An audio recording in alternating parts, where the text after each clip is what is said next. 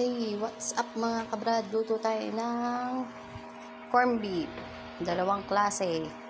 Isang may patata at isang torta. Ayan na, naka-ready na siya. So, habol-habol tayo ngayon sa ating mga friendship sa ating Facebook para alam nyo na, wala yung aking dating Facebook. So, ayan, buksan muna natin ito. Ay, masakit.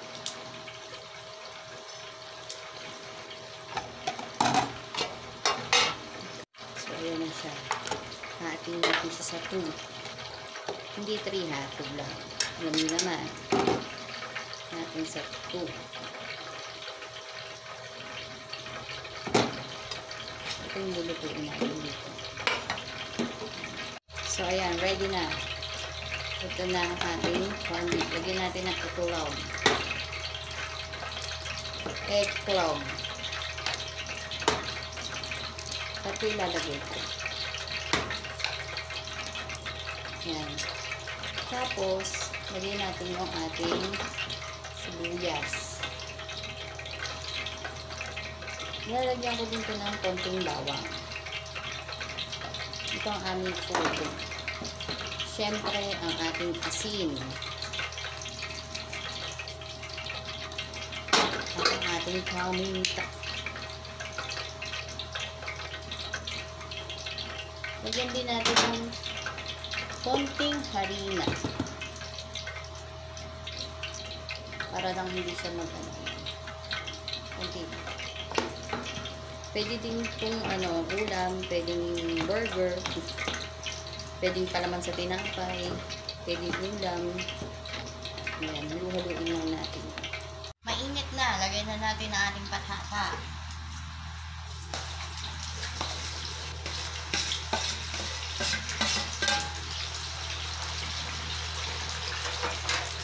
Habang sa kabila ay ating piniprito ang ating patata, dito is ginigisa ko naman ang ating para sa corned beef. Binigay ko din ating sibuyas. Sa bagay, kanya-kanya tayo kung ano una nyo, kung gusto nyo bawang or etc. Basta ako pagka nagluluto ako, inuuna ko ang mapalakit na sibuyas. Ako sinusunod ang aking bawang. Sinusunod ko ng ating mapanakit na, hindi pala mapanakit ng bawang. Ang masustansyang ating bawang. Napaka-healthy. Kumakain ako niyan not every day. Every other day. Para sa ating blood pressure and everything. Everything daw ay ang ating sibuyas. Ilagay na natin ang ating kalahating corned beef. Kalahati daw, hinati nga natin para 2 putahe.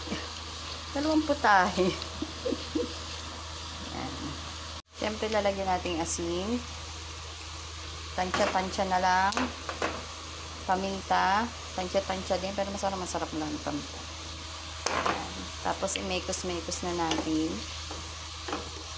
Patata, pag ganyan na, pwede na yan. Ahon na yan. O.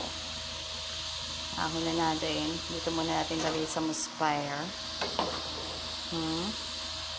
Para naman sa ating torta, ayan, nag-prepare na ako ng ating kawali. Ayan ang ating torta. Ayan. So, since luto na ang ating corned beef, ayan. Hindi talaga maganda yung kawali na ito ba ay. Kahit ano namang corned beef, pwede dyan, pwedeng Argentina, pwedeng etc. Lagyan na natin ang ating patatas. Natin haluin. Konting halo lang, konting mekos lang para naman hindi maano-ano. Yan. Diba? Yummers. Since mainit ang ating kawali, tayo ay magsasalang ng ating torta.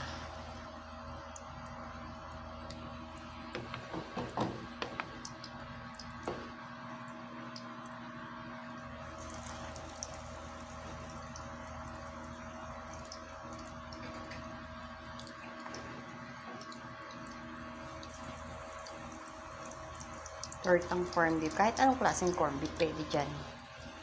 So, ayan, nabaliktad ko na siya. Hindi pa siya okay, konti pa. Pwede din yung mga pambaon or etc. Bahala na kayo, merienda, ulam, breakfast, tanghalian, hapunan. Dito kasi kahit ano. 'Di ba? All around 'yan. Pwede 'yan. Parang ako lang all around dito sa pamamahay. So ayan. Tapos later magsasangag ako. Yung remaining food na rice ng Huwebes, isasangag ko siya. Lalagyan ko siya ng maraming bawang. Ayan. Para tapos lagyan ko siya ng star margarine or kaya butter. Di ba? Makisosyo tayo sa kanilang butter. Bakit ba? So, ayan. Luto na ang ating tortang corn beef at corn beef. Di ba? Corn beef at corn beef. Luto na siya. So, let's eat na lang later. Bye! Thank you for watching. Watching daw. Parang meron akong naalalang may gumagamit. Sige, bye!